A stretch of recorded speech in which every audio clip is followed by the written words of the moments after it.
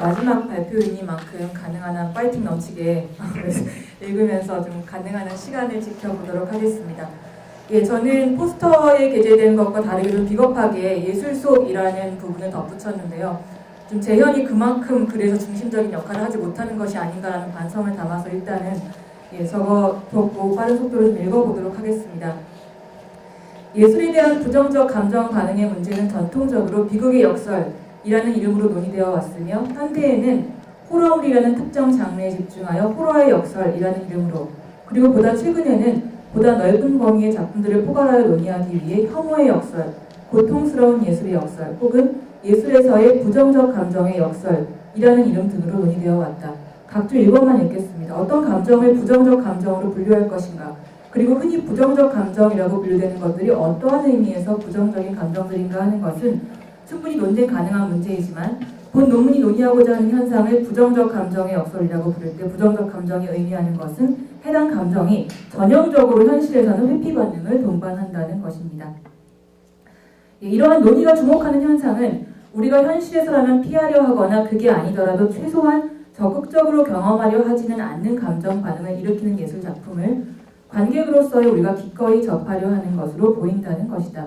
한 문장 건너뛰고요.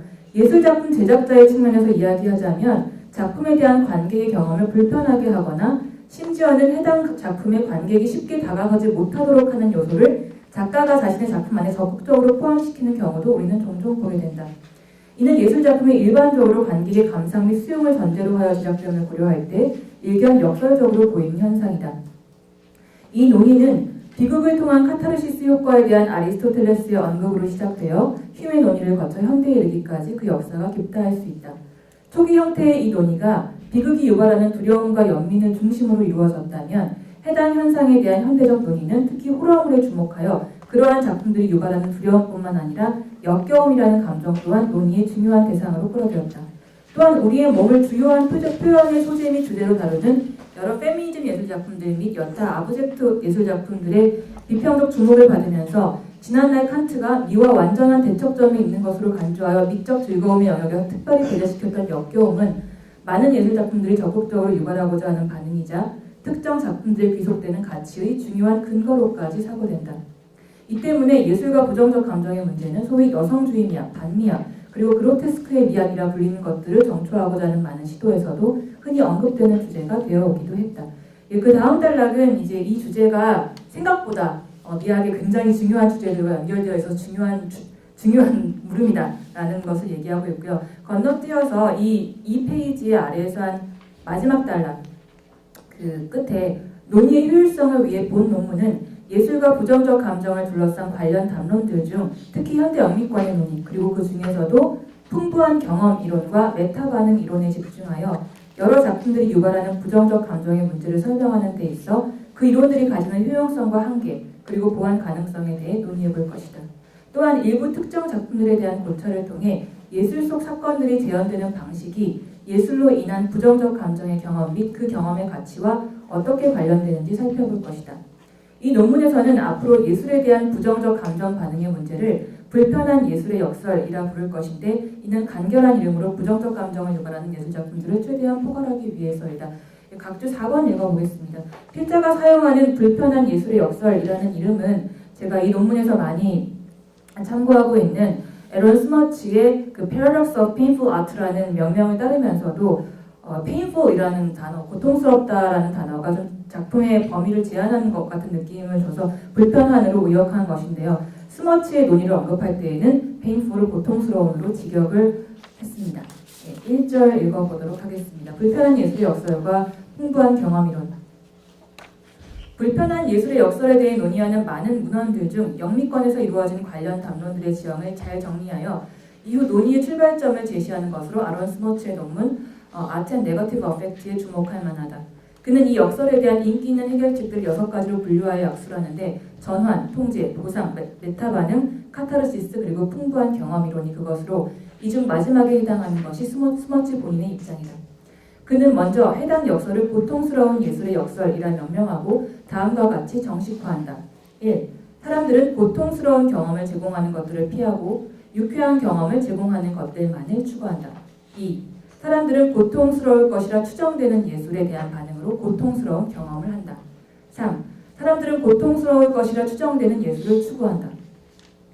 그러나 스머츠에 따르면 사실 이 역설은 정식 역설이 아닌데, 왜냐하면 첫 번째 주장의 형태로 명시화된 동기쾌락주의, 즉 우리가 어떤 일을 하게 되는 유일한 동기가 쾌의 추구라는 것은 쉽게 부정될 수 있기 때문이다. 모든 가치 있는 것의 그 가치가 결국은 쾌에 근거한다고 믿지 않는다면 쾌가 우리에게 무언가를 하도록 동기를 부여하는 많은 원천들 중 중요한 하나일 뿐이라는 주장은 쉽게 수용될 것이다. 그러나 그 경우에도 쾌가 아니라면 과연 무엇이 우리로 하여금 예술로 인한 고통스러운 경험을 추구하게 하는 동기가 되는가 하는 것은 여전히 중요한 물음으로 남는다.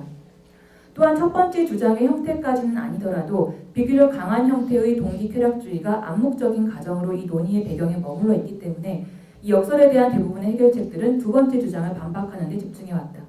스머츠가 자신의 입장으로 제시하는 것을 제외한 논문에 소개된 5가지 해결책들 역시 그러하다. 먼저 그것들을 간단히 살펴보자면 전환 이론은 예술 경험에서의 부정적 정감이 이를테면 내러티브의 유려함에 의해 더 큰 쾌로 전환되기 때문에 고통스러운 예술 작품에 대한 경험이 전반적으로 쾌의 경험이 된다고 주장한다. 그리고 통제 이론은 예술 작품이 유발하는 부정적 정감이나 불편함이 그 경험을 우리의 의지에 따라 중단할 수 있는 우리의 통제력에 의해 완화된다고 주장한다. 이 두 이론이 고통스러운 것으로 추정되는 예술이 여하한 주목할 만한 고통스러운 경험을 제공한다는 것 자체를 부정하려 시도한다면, 보상 이론은 해당 작품들이 고통스러운 경험을 제공한다는 것을 인정하지만 그러한 고통을 상쇄할 만한 보상적 가치가 작품에 있다고 주장한다. 이를테면 호러물 속 범주간 존재인 괴물들이 두려움과 역겨움을 야기하는 동시에 우리의 호기심을 자극하며 임시적 쾌를 제공한다는 주장이나 강력한 괴물과의 동일시 및 최종적으로 승리하게 되는 주인공들과의 동일시에서 오는 쾌가 고통스러운 경험을 상쇄한다는 주장이 이에 속할 것이다. 메타 반응 이론은 사람들이 고통스러운 예술을 경험하려 하는 것은 그들이 그 작품에 대한 자신들의 직접 반응에 대한 메타 반응에서, 이를테면 우리가 타인의 고난에 연민을 느낄 수 있는 종류의 사람이라는 것에서 쾌를 얻는다고 주장한다. 이러한 쾌가 작품으로부터 얻는 1차적 고통을 상쇄한다고 본다는 점에서 메타 반응 이론은 보상 이론에 속한다. 카타르시스 이론은 카타르시스가 어떻게 이해되는가에 따라 예술이 유발하는 부정적 감정들이 그러한 정감들의 본성을 이해하게 해준다는 주장과 예술을 통한 그러한 감정들의 경험이 그러한 감정들을 우리 안에서 방출시켜준다는 주장으로 이해된다. 이 역시 카타르시스 효과가 예술을 통한 부정적 감정 반응을 상쇄하거나 보상한다는 주장으로 해석되었을 때 보상 이론의 한 형태라고 간주될 수 있을 것이다. 스머츠는 이 5가지 해결책이 모두 불편한 예술의 역설에 대한 일반적인 답으로 만족스럽지 않다고 본다. 그 가장 중요한 이유는 이것들이 불편한 예술에 대한 우리의 경험을 제대로 설명해내지 못한다는 것이다. 그의 중요한 관찰은 불편한 예술에 대한 경험이 많은 경우 최종적으로도 매우 불편한 채로 남을 수 있다는 것으로 앞서 정식화된 형태의 역설에서 두 번째 주장이 쉽게 부정될 수 없다는 것이다. 한 문장 건너뛰고요. 그는 실제로 비평가들과 보통의 관객들이 종종 작품들을 완전히 암울하거나 가슴 찢어지거나 무시무시하거나 역겨운 것으로, 다시 말해 고통스러운 것으로 경험한다고 지적한다. 우리는 그럼에도 불구하고 관객이 그러한 작품을 기꺼이 감상하는 동기가 무엇인지 이야기해야 한다는 것이다. 따라서 두 번째 주장에 대한 부정을 시도한 앞선 이론들은 모두 불편한 예술의 역설에 대한 일반적 해결책일 수 없게 된다. 스머츠가 대안으로 제시하는 것은 풍부한 경험 이론이다. 풍부한 경험 이론은 앞서 정식화된 역설의 첫 번째 주장에 대한 철저한 부정에 근거하여 불편한 예술작품이 야기하는 강렬한 감정과 경험 자체가 가치의 원천이며 그것은 보상이나 전환을 필요로 하지 않는 것이라고 주장한다. 스머츠가 사용한 다음의 예시는 그의 이론에 힘을 실어주는 것으로 보인다. 1998년 세터데이 나이트 라이브에서 반영된 소극이다. 한 가족이 큰 테이블을 둘러싸고 앉아있다. 테이블 끝에 앉은 한 소년이 컵에 든 우유를 한 모금 마시고 뱉으면서 왜 이거 상했어? 라고 말한다. 그의 왼쪽에 앉은 사람이 내가 마셔보자 라고 말하고는 같은 반응을 보인다. 테이블에 앉은 모든 사람이 그 상한 우유 맛이 얼마나 안 좋은지 확인할 때까지 이는 계속된다. 이 소극은 웃긴데 컵에 담긴 우유의 상태에 대한 다른 사람들의 말을 믿고 역겨운 경험을 피하지 않는 특별히 어리석은 한 가족을 보여주기 때문이 아니라 세계에 대한 직접적이고 경험적인 지식을 얻고자 하는 우리의 욕구를 드러내기 때문에 웃기다. 실제로 우리는 세계에 대한 직접 경험을 하고자 하는 욕구를 가지고 있는 것으로 보이며 그것은 우리가 긍정적인 것이라고 간주하는 것들에 대한 경험으로 국한되지 않는 것 같다. 플라톤의 국가에 등장하는 시체들의 모습을 직접 보고 싶으나 역겨움으로 망설이다가 결국 그 욕망을 참지 못하고 시체를 봄으로써 즐거움을 얻는 레온티온의 이야기는 너무도 잘 알려져 있다. 그러나 이러한 이야기에 우리가 쉽게 공감할 수 있다는 사실이 풍부한 경험 이론이 불편한 예술의 역설에 대한 유일하거나 최선인 해결 책임을 시사하지는 않는다. 고통스러울 것으로 추정되는 예술에 대한 경험이 실제로 많은 경우에 최종적으로 고통스러운 것일 수 있다는 스머츠의 관찰은 옳은 것으로 보인다. 그러나 이러한 사실은 스머츠가 생각하는 것만큼 다른 이론들을 크게 위협하거나 무효화하지 않는다. 고통스러울 것으로 추정되는 작품들에 대한 경험은 여전히 많은 경우 유쾌한 것으로 판단되기도 하며 사실 어떠한 경험이 최종적으로 유쾌한 것인지 불쾌한 것인지 여부 자체가 감상자에 따라 다르게 판단될 수 있기 때문이다. 이를테면 극심한 공포를 유발하는 특정 작품에 대해 어떤 사람은 그 작품에 대한 경험을 최종적으로 불쾌한 것으로 볼 수 있지만 어떤 사람은 그것을 짜릿하여 유쾌한 것으로 간주할 수 있다. 그리고 불쾌한 것으로 추정되는 작품들에 대한 경험이 최종적으로 불쾌하지 않거나 최소한 최종적으로 불쾌하지만은 않은 경우에 특히 보상이론에서 이야기하는 여러 형태의 보상이 동반될 경우에 우리는 보다 쉽게 그 작품 및 작품에 대한 경험에 가치를 부여하며 그렇게 평가되는 작품을 감상하도록 쉽게 동기부여된다. 그렇다면 그 보상이 무엇일 수 있는지에 대한 연구는 충분히 의미 있는 것이다. 오히려 만약 어떤 작품에 대한 경험이 강렬하게 불쾌하기만 한 것으로 끝난다면 우리는 그 작품을 감상하느라 시간을 낭비했거나 감상할 작품을 잘못 선택했다고 후회하기 쉬울 것이다. 물론 강렬한 감정이나 경험 자체는 그것이 고통스럽고 불쾌한 것일 때에도 가치의 원천이며 보상이나 전환을 필요로 하지 않는다는 스머츠의 주장은 유의미한 것이며 특히 우리의 일상 속 많은 경험이 뒤이시기에 하나의 경험이 되지 못하는 현실 속에서는 더욱 그럴 수 있다. 그러니까 이 하나의 경험은 이름만의 경험이 아니라 정말로 완결성이 있고 의미가 있는 그런 경험을 이야기하는 것인데 다만 고통으로 인한 그런 강렬하고 생생한 경험 이러한 경험은 보통 우리 삶이 고양되는 느낌을 주거나 혹은 삶의 의미나 이 세계에 대한 새로운 관점을 제공한다거나 사고의 전환을 가져온다는 식의 우리가 보상이라고 부르는 것들과 너무 쉽게 연결된다는 점에서 과연 풍부한 경험 이론이 보상 이론과 실질적으로 의미 있게 구분될 수 있는지 의심스럽다. 사실 스머츠가 우려하는 것은 고통스러운 작품 경험에 대한 보상을 이야기하는 것이 그 경험 자체에 대한 부정적 판단을 함축한다는 것이겠지만 이 또한 반드시 그러한 것은 아니다. 우리는 시험 공부를 열심히 한 후 얻게 되는 좋은 성적을 그러한 노력에 대한 보상이라 말하면서도 그 노력의 과정 또한 성적과는 별개로 긍정적인 것으로 판단할 수 있으며 노력의 과정 자체를 의미 있게 생각하면서도 좋은 성적은 그것대로 보상으로 받아들일 수 있을 것이기 때문이다. 결국 스머츠가 성공적으로 보여주고 있는 것은 풍부한 경험 이론이 불편한 예술의 역설에 대한 최선의 해결책이라는 것이라기보다는 기존의 이론들이 여러 면에서 한계를 지니고 있다는 것이다. 특히 예술작품에 대한 우리의 경험이 쾌와의 연결 여부와는 별개로도 의미 있는 것으로 파악될 수 있다는 것, 가치와 쾌의 관계가 좀 더 엄밀하게 검토되어야 한다는 것, 예술작품을 통한 불편한 경험의 그 불편한 측면이 보다 적극적으로 설명되어야 한다는 것은 스머츠가 자신의 논의를 통해 분명하게 드러내고 있는 문제의식들이다. 사실 불편한 예술의 역설에 대한 논의는 그 역설에 대한 유일하고 배타적인 최선의 해결책을 찾는 방향으로 진행되어서는 안 될 것이다. 불편한 예술이라는 범주 안에는 참으로 다양한 작품들이 포함될 수 있는데 그러한 다양성을 고려할 때 모든 장르의 모든 작품에 동일한 이론이 적용될 것이라고 기대하는 것이 오히려 무리일 것이다. 상이한 이론들이 상이한 작품들에 적용될 수 있으며 많은 경우 중요한 기본 전제들이 상충하지 않는 한도 내에서 여러 이론들이 결합되어 한 작품의 의미 및 가치를 설명할 수도 있을 것이다. 다만 지금까지 제시되어 온 이론들 중 일부는 더 나은 적용을 위해 수정되고 보완될 수 있을 것인데 특히 스머츠가 드러내는 문제의식들이 메타 반응 이론에 적용되었을 때 그 이론은 의미 있게 보완될 수 있을 것으로 보인다. 제가 저의 논문에서 좀 하려고 했던 것은 뭐냐면 이 주제를 다루는 많은 학자들이 메타 반응 이론을 거의 다 언급을 하면서 굉장히 쉽게 내치는 것 같은 느낌 때문에 그것이 과연 정당한가라는 문제의식에서 좀 시작했다라고 할 수 있습니다. 메타 반응 이론 2절 읽겠습니다. 메타 반응 이론은 스탠 페이건에 의해 제안된 것으로 피건은 사람들이 비극을 경험하고자 하는 것은 그 경험에 대한 자신들의 반응에서 쾌를 얻기 때문이라고 하는 일종의 쾌락주의적 보상 이론을 제시했다. 이를테면 우리가 비극 작품 속 주인공들의 고난에 연민을 느끼는 경험을 하고 그 경험으로부터 자신이 타인의 고난에 연민을 느낄 수 있는 종류의 사람이라고 하는 자신의 도덕적 본성의 확인에서 오는 쾌를 향유한다는 것이다. 피건이 염두에 두었을 종류의 비극 작품은 아닐 수 있지만 이러한 종류의 메타 반응을 발견하기 좋은 작품의 한 예로 앞서 검토한 논문에서 스머츠는 영화 남성 전용 회사를 언급한다. 영화 속 인물인 차드는 빈번하게 성차별적 농담을 하면서 부하 직원들에게 모욕을 주는데 관객들은 그 농담을 즐기면서 차드를 따라 웃는 일부의 관객들과 그렇지 못하고 그 농담뿐만 아니라 웃고 있는 다른 관객들 때문에도 불편해하는 나머지 관객들로 양극화된다. 이 중 후자의 편에 속하는 관객들은 자신이 저급한 농담에 웃고 있는 비도덕적 관객들과 달리 차드의 농담이 향하는 대상을 향한 연민을 느낄 수 있는 사람이라는 사실의 도덕적 우월감과 쾌를 느낄 수 있다. 그러나 스머츠가 이 영화를 통한 메타 반응에 대해 이야기하는 것은 피건이 이야기하는 종류의 자축적 메타 반응이 그것이 일어날 때에는 매우 중요한 것이지만 실상은 이 작품과 같은 특별한 경우를 제외하고는 거의 일어나지 않는다는 것을 지적하기 위해서이다.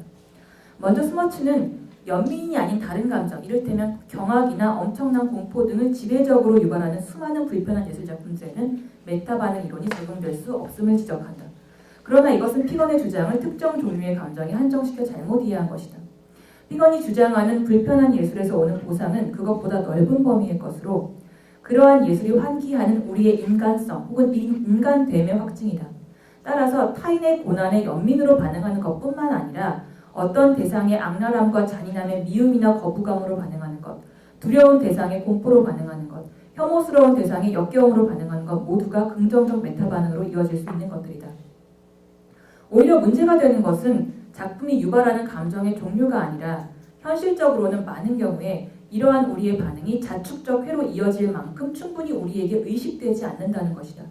즉 작품 속에 재현되는 대상의 고난에 연민으로 반응하고 작품 속 등장인물의 악행에 거부감으로 반응하는 것이 우리에게 너무나 자연스러운 것이어서 혹은 우리가 우리에 대해 가지고 있는 어떤 기대 이런 것과 너무 자연스럽게 맞아떨어지는 것이어서 대부분의 경우 어떠한 충격과 변화도 야기하지 않기 때문에 우리의 인간성에 대한 확인도 그로 인한 쾌도 경험하기 어렵다는 것이다. 그렇다면 피건이 제시한 대로의 메타 반응 이론은 아주 제한된 범위의 작품들에 대한 설명만을 제공할 수 있을 뿐이다. 한 가지 더 주목할 만한 것은 피건의 메타 반응 이론은 보상적 쾌를 야기한다는 점에서 쾌락주의 보상 이론의 한 형태로 분류될 수 있다는 것이다. 이 경우 스머츠가 지적하는 쾌락주의적 보상 이론 일반의 한계가 여기에도 적용될 수 있는데 그것은 쾌가 고통을 보상하거나 상쇄한다는 아이디어 자체가 굉장히 모호하다는 것이다. 이를테면 우리는 한 단위의 불쾌함이나 고통을 상쇄하기 위해서 얼마나 많은 단위의 쾌가 필요하며 그러한 단위 측정은 어떤 방식으로 이루어지는지 물을 수 있다. 인지심리학 및 신경생리학에서의 경험적 연구가 어느 정도 도움을 줄 수는 있겠지만 그러한 경험적 연구를 얼마나 제대로 기획할 수 있을지 그리고 그러한 연구의 결과를 얼마나 신뢰할 수 있을지 아직은 매우 의심스러운 상태이다. 그러나 작품의 가치 및 관객의 작품 감상 동기를 설명하는 개념으로서의 메타 반응이라고 하는 아이디어를 이렇게 제한적 설명력을 가진 것으로 남겨두는 것은 아쉬운 일이다. 실제로 우리의 경험 일반에는 여러 층위가 있는 듯하며 특히 우리는 예술과의 만남에서 메타적이고 반성적인 차원의 경험이 일어날 것을 기대하기 때문이다. 그렇다면 작품이 우리에게 충분히 의식되고 충격을 주는 메타 반응을 불러일으킬 수 있는 가능성을 잘 설명하는 것으로 그리고 쾌에 국한되지 않는 보상으로 불편한 예술 경험의 가치 및 그러한 경험을 추구하는 우리의 동기를 설명할 수 있는 것으로 메타 반응 이론을 수정할 수는 없을까? 필자는 바로 이러한 맥락에서 영화 돌이킬 수 없는에 대한 데이빗 데이비스의 논의에 주목한다. 3절 읽겠습니다.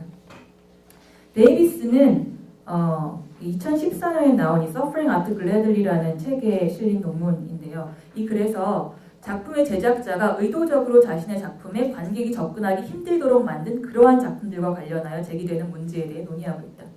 이 중 돌이킬 수 없는에 대한 데이비스의 분석은 그 자체로도 흥미롭지만 메타 반응 이론을 보완할 수 있는 가능성을 시사하고 있다는 점에서 특히 주목할 만하다. 영화 돌이킬 수 없는은 2002년 칸네 영화제에서 처음 상영된 이후 많은 비평가와 관객들이 상영관을 박차고 나가거나 심지어 기절하기까지 한 것으로 그리고 영화와 감독에게 수많은 비난이 가해진 것으로 악명 높다. 그러나 이 영화는 동시에 일부 비평가들의 열렬한 지지를 받기도 했다는 점에서 흥미롭다. 이 영화는 마커스와 피에르라는 두 등장인물이 랩텀이라는 게이 S&M 클럽에서 르타니아라는 남자를 찾는 것으로 시작되는데 르타니아가 마커스 여자친구인 알렉스를 강간 폭행했다고 믿고 있다.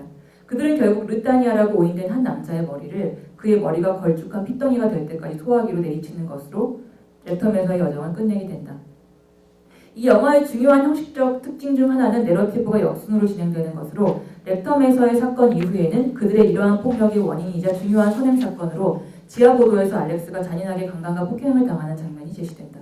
그리고 그 이후에는 평화롭게 사랑을 나누는 마커스와 알렉스의 모습, 임신 사실을 알고 기뻐하는 알렉스의 모습, 그리고 파란 하늘 아래에서 초연하고 차분하게 풀밭에 누워있는 알렉스의 모습이 차례대로 시간상 역순으로 제시되면서 영화는 마무리된다. 이 영화는 폭력과 강간에 대한 노골적인 재현을 포함하고 있다는 점에서 불편한 예술의 사례로 취급되기 어려움이 없지만 여타의 많은 전형적 사례들과 뚜렷한 차이를 보인다.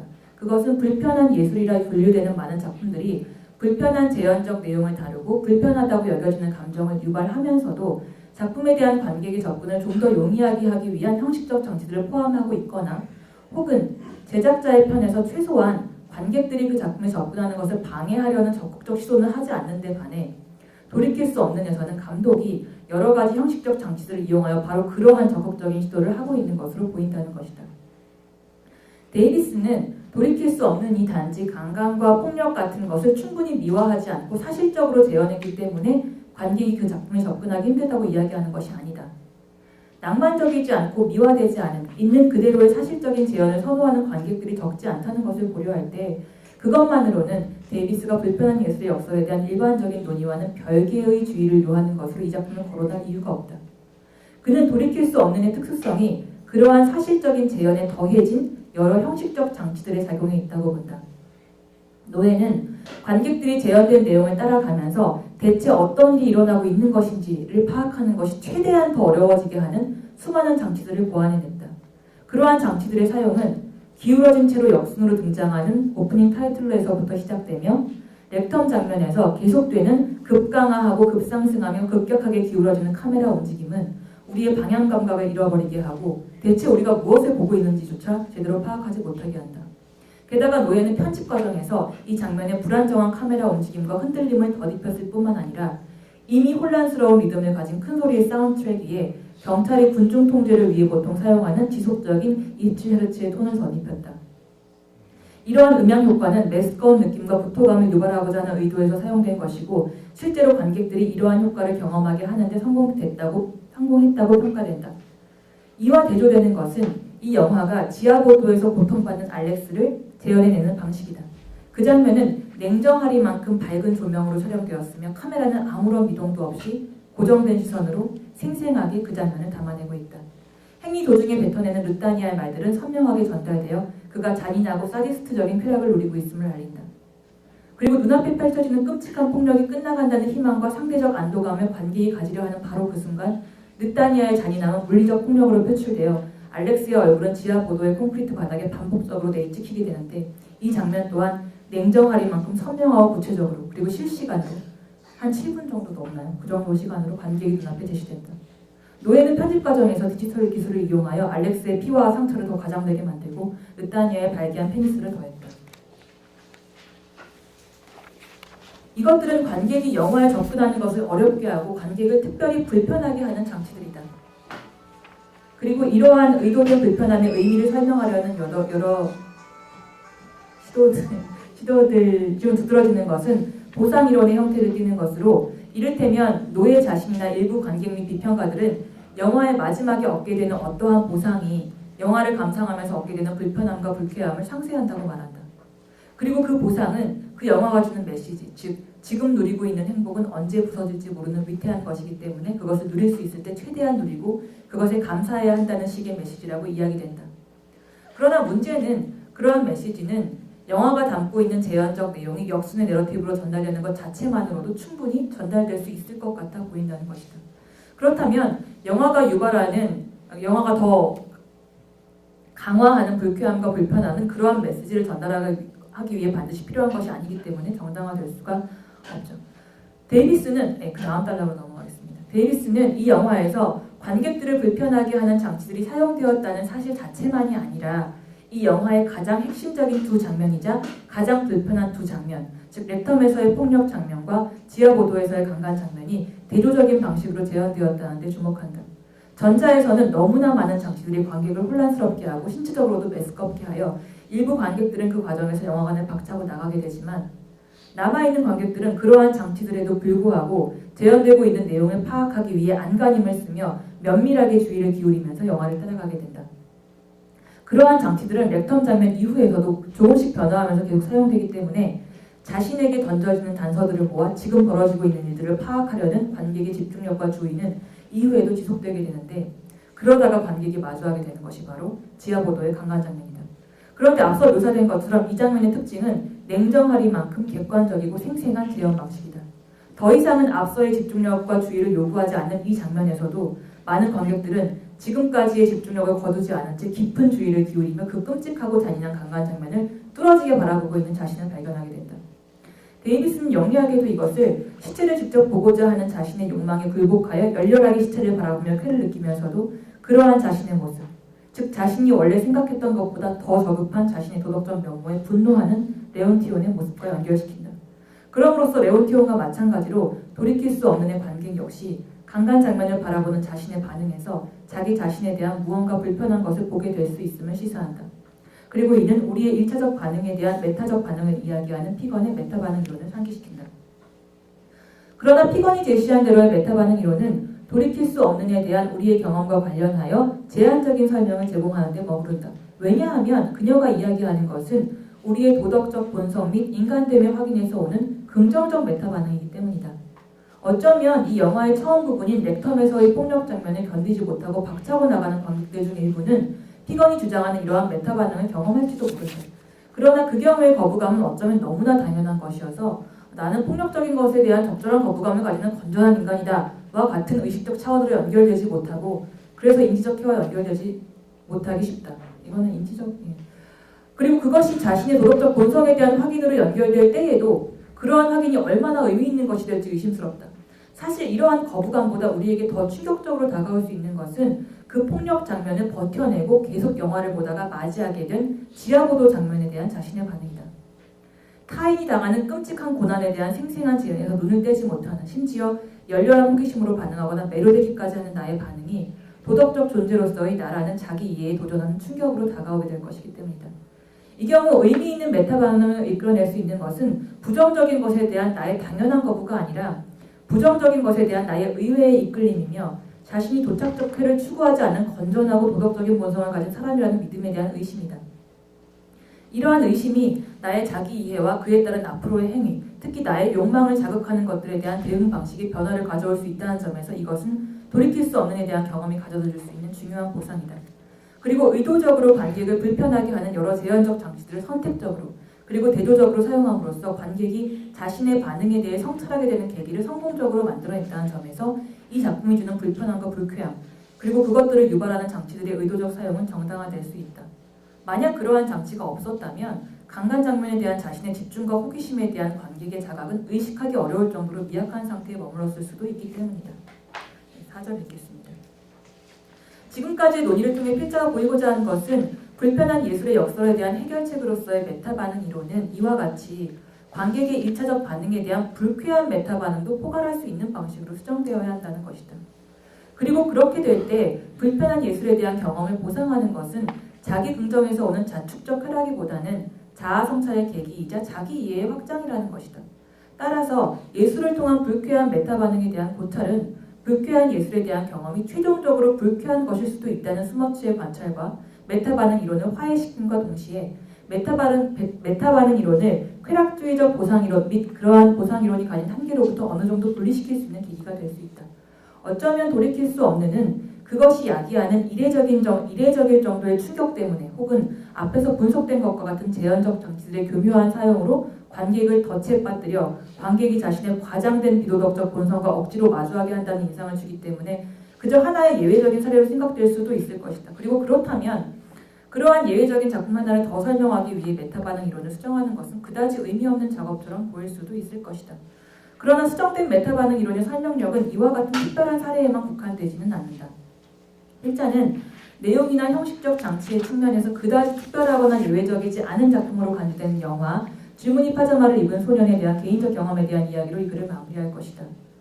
이 영화는 독일 군인 아버지가 유태인 수용소의 책임자로 가게 되면서 우연히 유태인 친구를 사귀게 된 브루노라는 독일 아이가 그 친구에 대한 선의로 수용소 안에 들어갔다가 죽음을 맞이하게 되는 이야기를 담고 있다.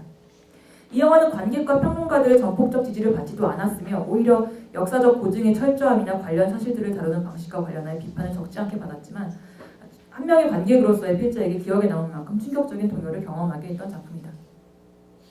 통상적으로 이 영화의 클라이맥스라고 간주되는 것은 브루노의 죽음이 암시되는 순간과 불길한 예감에 불안해하다가 아들의 죽음을 확신하고 절규하는 브루노 부모의 모습이 제시되는 때이다. 브루노가 유태인 수용소 근처에서 시간을 보내기 시작할 때부터 서늘한 예감에 불안해하는 관객인 나는 그 순간, 그 절정의 순간 브루노의 억울한 죽음에 대한 격렬한 분노와 엄청난 슬픔을 경험하게 된다. 그러나 그러한 슬픔과 분노보다 더 강렬하게 나를 덮치는 것은 그 다음에 제시되는 장면이다. 카메라는 점점 줌아웃하면서 브루노처럼 죽어간 유태인들이 벗어놓은 수많은 줄무늬 파자마들이 좁은 수용소 방에 널려있는 모습을 보여주는데 바로 그 장면은 이전까지 제시된 장면들에 대한 나의 1차적 반응을 되돌아보게 한다.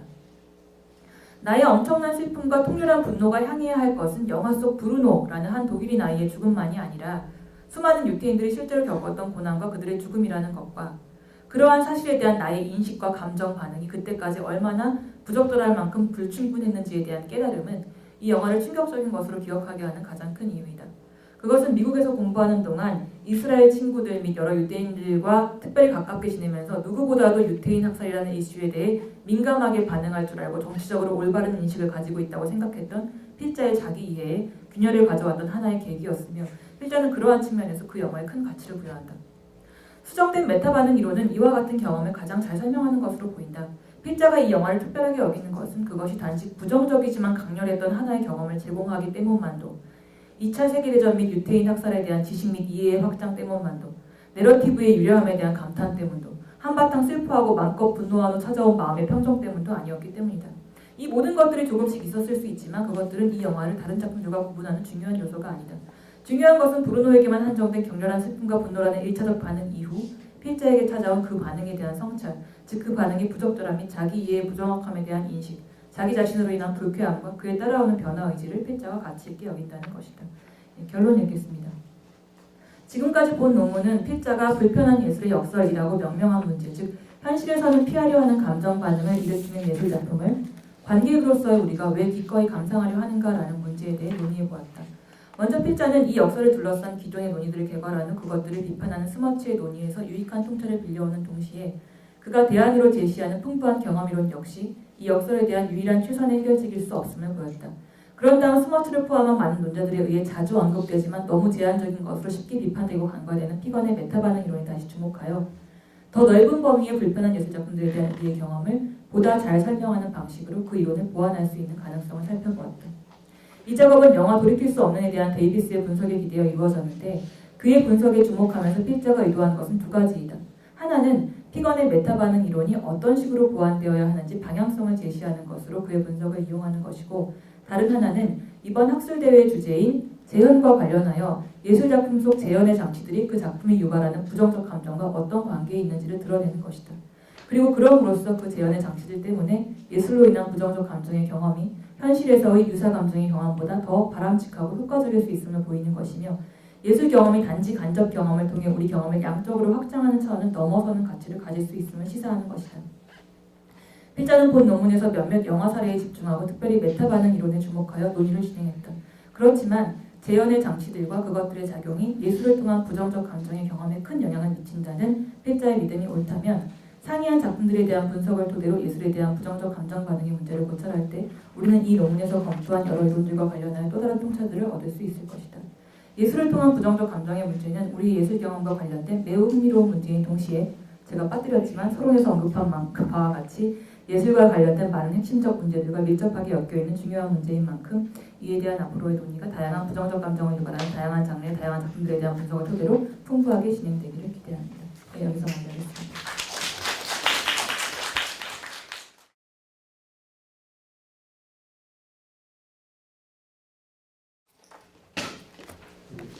저희 시간상으로는 지금 토론에 들어가야 될 시간인데 한 끝나서 10분 정도 시간만 사용하도록 하겠습니다. 예. 앞에 생략해도 될 것 같고요. 2009년에 최덕인 선생이 비슷한 주제 논문을 썼었다는 얘기를 드리고 싶고, 그 밑에 이제 정리한 것도 사실은 준호 선생님 글이 굉장히 잘 읽히고 그다음에 디테일이 많고 이래서 재밌게 들을 수 있었기 때문에 다시 리마인드 시킬 필요가 있나 싶긴 한데 그래도 저는 사실 요 그 커멘트가 큰 틀에서 말씀드리면은 어떤 비극이나 뭐 혐오스러운 작품이 어떤 가치를 가진다라는 정도만 가지고는 비극의 역설이라고 하는 일종의 트렌드 혹은 경향성을 설명하기 어려울 것 같다라는 것이기 때문에 한번 읽어보겠습니다. 이 질문이 뭐냐면 우리는 슬픔이나 공포로 함께하는 고통을 경험하도록 되는 작품도 마다하지 않고 감상하는 경향이 있다라는 거죠. 왜 그런가 하면 피건의 설명은 이제 메타 반응 이론이니까 우리는 주어진 상황에 대해서 고통으로 반응하고 있는 나 자신을 다시 메타적으로 들여다보면서 대견하게 느낀다. 이러한 메타 반응에서 오는 만족감이 그런 작품을 감상하는 이유이다. 스머츠는 그거 대신에 주장하는 것이 그게 뭐 쾌로 전환되거나 메타 반응식으로 보상되지 않더라도 고통을 경험한다는 것 그 자체로 가치 있는 풍부한 경험에 참여이기 때문에 우리는 그런 작품을 감상한다 이렇게 대답을 하는 거죠. 근데 사실은 스머치의 제안은 저로서는 상당히 이해하기가 뒤에 가서 조금 더 말씀드리겠지만 고통의 경험을 그 자체로 가치 있는 경험으로 볼 수 있을까? 고통의 가치, 그 본의적인 가치를 얘기하는 것이 과연 가능할까 이게 생각이 들고 그 본인이 제시했다고 하는 상한 우유 예가 오히려 자기 생각을 희화화하는 것은 아닐까 이런 생각도 들었습니다. 조선호 선생의 그 피건에 대한 문제 제기는 뭐 보신 대로 메타 반응이 꼭 쾌일 필요는 없다라는 거고요. 스머치에 대한 문제 제기는 그 자체로 가치를 가진다는 것에 대해서 집착할 이유가 없다. 그래서 자신의 안은 쾌를 주는 메타 반응도 되겠고 그것도 되고 보통 그 자체를 경험하는 가치 모두가 비교의 역설에 대한 설명이 될 수 있지만 쾌가 아닌 다른 가치를 주는 고통에 대한 메타 반응을 추가할 필요가 있다라는 것이죠. 그래서 그게 뭐냐면 그 영화에 의해서 두 개의 영화를 통해서 디테일하게 얘기해 주신 대로 고통에 대한 메타 반응의 다른 사례가 자신의 반응을 성찰하는 계기를 제공하는 것 그걸 통해서 자신과 사태에 대한 새로운 통찰이나 각성을 얻을 수 있고 저는 그렇게 생각했습니다. 이거는 그런 고통의 도구적인 가치를 얘기하는 것이구나. 그래서 결국 비극이나 뭐 공포물을 추구하는 우리의 것은 고통이 그 자체의 본의적인 가치를 가지고 있거나 도구적인 가치를 가지고 있는데 도구적인 가치가 쾌거나 아니면 도구적인 가치가 각성이나 인지 같은 그런 것이거나 이렇게 한 세 가지 정도로 된다라는 것이죠. 그런 프레임에서 제 연표이랄까 제 생각을 한번 단상을 말씀드려 보겠습니다. 이 문제를 고통은 사실은 고통의 경험 이렇게 얘기하는 것도 가능하지만 아주 고통으로 느껴지는 그 현상 가장 뭐라고 할까요 원초적인 그 엘레멘트라고 할 수 있는 요소라고 할 수 있는 그 고통의 느껴짐 이것이 여전히 그 고통으로 느껴지는데도 불구하고 예술로부터 왔을 때는 왜 우리가 그것을 추구하는가 이런 문제로 보아야 하는가 아니면 우리는 왜 예술이 주는 고통의 경험 속에는 모모를 고통으로 느끼고 모모를 어떤 내용을 고통으로 받아들이고 하니까 고통으로 느껴지는 것 말고도 뭐 예를 들어서 뭐 컨텐츠의 요소들이 있겠죠. 경험을 구성하는 다른 요소들. 근데 그 고통의 경험을 왜 추구하는가 이렇게 두 가지로 나눠볼 수 있을 것 같아요. 금방 요약하셨으면 좋겠는데 전자라면 고통으로 느껴짐이란 어디서 어떻게 유래했던지 고통이기에 그런 고통을 적극적으로 추구한다는 것 고통으로 느껴짐이 그 자체에 가치가 있다는 것이 무엇인지 이해하기 어렵고 따라서 이게 그 비교의 역설의 현상이라면 정말 심각하게 해명의 필요가 생긴다고 생각합니다. 만약 예술은 정말 이런 일이 일어나고 있다면 대단한 표절일 것이고 근데 제 생각은 과연 우리가 그렇게 포뮬레이션을 했을 때 고통을 추구하는 경향성이 있겠느냐 비록 그것이 예술 작품에서 왔다 하더라도 어찌되면 현실에서 고통으로 느껴지면 분명한데 그걸 추구하는 경향이 있다라고 할 것이냐 이게 문제입니다. 사실 우리가 일반적으로 이 비교의 역설이나 이런 걸 확인할 수 있는 것은 공포나 스릴이나 슬픔을 주는 작품을 감상하는 욕구나 경향이 있다는 것인데 슬픔이나 스릴의 경험 또는 고통으로 느껴짐을 포함하겠지만 그리고 그게 지배적일 수도 있지만 그 외에 다른 요소도 가질 수가 있습니다. 스위스어로라는 말이 있듯이 그렇죠.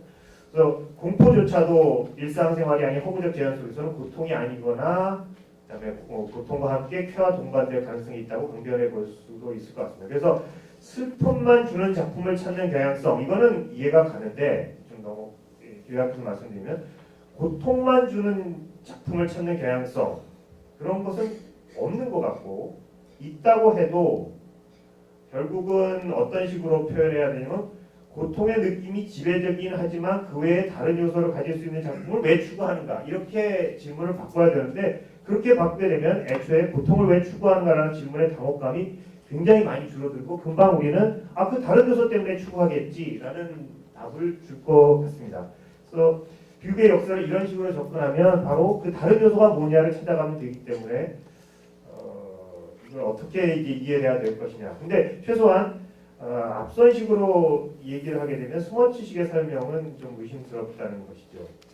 명백한 보상 없이 끝까지 단지 고통의 경험만을 줄 것이라고 추정되는 예술을 경험 그 자체를 위해 추구하는 경향성이 없는 것 같고요. 그다음에 계속 이어지는 포인트이긴 합니다. 비극의 역설이라는 문제를 일부 작가들이 끝까지 단지 고통뿐인 작품을 만들고 또 일부 감상자들이 이를 감상하고 성찬하는 현상, 일반적일 필요는 없는 이 현상이 있을 때 이것의 가치에 대한 합리적인 설명이 필요하다는 것으로 설정한다면 고통의 가치에 의존하는 스머츠나 또 조선 선생의 글이 그 답으로 될 수 있을 것 같습니다. 하지만 우리는 애초에 비극의 역설을 이러한 문제로 설정하지 않았고 비극의 역설은 어느 정도 관찰된 대중적 선호의 문제라고 저는 생각을 합니다. 그래서 고통 경험 그 자체의 가치, 만약 그런 것이 있거나 그게 중요하다고 하더라도 그리고 그게 비극이나 공포를 선호하는 일반적인 경향을 형성한 만큼 그렇게 강한지 의구심이 든다면 일단 이 문제가 고통이 제공하는 무언가가 있다는 정도, 즉 고통의 도구적 가치가 존재한다는 정도로도 설명되지 않을 것 같다는 것입니다. 그 다른 요소가 매우 매력적이고 강력하다는 점까지 보여야 할 것 같다는 겁니다. 그래서 상황이 이렇기 때문에 동기라는 말을 쓰는 것, 그러니까 비극을 혹은 고통을 찾아가는 동기가 무엇일까라고 하는 것은 여기서 거론된 세 사람의 답 모두 스머츠, 조선선생 그리고 피건까지도 굉장히 곤란하게 만들지 않을까라는 생각입니다. 비극의 역설의 문제를 고통의 경험을 주는 작품을 추구할 때 실제 작동하는 동기를 찾는 것이라고 이해해야 할까? 비극이나 공포를 접하는 이가 작품이 주는 고통과는 다른 요소 간의 관계를 인지하고 이게 공포를 주지만 이게 나중에 메타 반응을 하면 뭐를 줄 수도 있어. 이 가치와의 관계를 인지하고 또한 바로 그것을 얻기 위해 그 작품을 감상한다고 말할 수 있을까? 모든 동기가 의식적이어야 하는지는 논의적일 수 있지만 또 그리고 잘 얘기하면 쾌를 통한 보상이 이미 학습이 되어서 무의식적인 동기를 형성했다고 할 수 있을 수도 있겠지만 그렇더라도 조 선생이 얘기하는 자신의 반응을 성찰하여 통찰을 얻음, 그것이 미리 기대할 수도 없는 것인데 예견할 수도 없는 것인데 동기가 될 수 있을까라는 질문입니다. 공포영화를 보는 우리의 동기가 그 체험을 통해 나의 반응을 메타적으로 성찰하여 아프지만 소중한 깨달음을 얻기 위해서 그래서 공포영화를 보러 간다, 이렇게 생각하기 어려울 것 같습니다. 나머지는 간단히만 말씀드릴게요. 부정적 감정자의 차별성이라는 것은요, 조 선생님도 이미 얘기하고 있지만 조 선생님이 이제 작품마다 차이가 날 수 있어서 통합적인 이론을 구성하지 못할 수도 있겠다라는 우려인데 요번에 저랑 같이 이제 학부 졸업 논문을 쓰는 한 학생의 아이디어는 공포와 슬픔이 같은 감정이 아니기 때문에 같은 식으로 취급될 수 있는 감정이 아니기 때문에 공포의 역설과 비극의 역설은 달리 봐야 됩니다라는 아이디어가 있는데 저도 그럴 수도 있을 것 같고, 그러니까 슬픔, 연민, 공포, 스릴, 서스펜스, 역겨움 이게 전부 감정의 층위에서 뭔가 좀 다르게 작동하는 거기 때문에 우리가 추구하는 이유도 다를 수 있지 않을까라는 것이고, 그다음에 네 번째 이제 공포, 예를 들어서 뭐 뒤에만 있겠습니다. 메타 반응에 국한해서만 보더라도 경험에 대한 모든 메타 반응은 결국 드러나 있지 않았던 무언가를 보게 하며 각성과 통찰을 준다고 할 수 있는데, 즉 내가 쾌의 경험을 얻었지만 메타 경험을 하면서 내가 이런 걸 보면서 이렇게 행복하게 반응할 수 있는 사람이야 라는 생각도 할 수 있는데 굳이 고통이 보상되는 방식으로 만족을 해야 되느냐, 이럴 때 정말 고통이 하는 역할은 무엇일까라는 것이고, 마지막은 이제 저희 이 학술대의 주제에 맞춰서 정말 뻔뻔한 질문이지만 근데 정말 왜 재현에다가 이 고통을 붙이면 우리가 그렇게 가도 된다고 생각할까요? 라는 아주 원초적인 질문이었습니다. 예, 마치겠습니다.